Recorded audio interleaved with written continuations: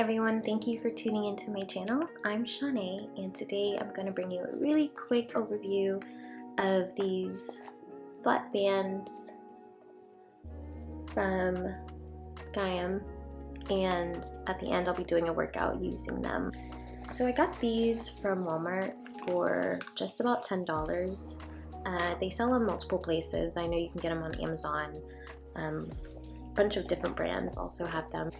It came with some workouts.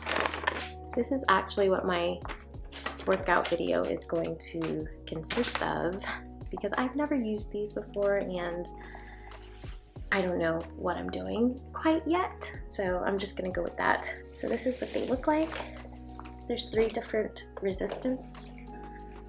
This one is heavy, medium, and this one's light. Super stretchy. So I would recommend these bands for anybody who is trying to get in shape but they don't have like free weights or any other type of weights. The resistance is just enough to feel a burn. So I mean, it's not easy, especially the heavy one. It's actually it's a pretty good amount of resistance. Okay, so if you'd like to try this with me, I'd recommend purchasing these bands.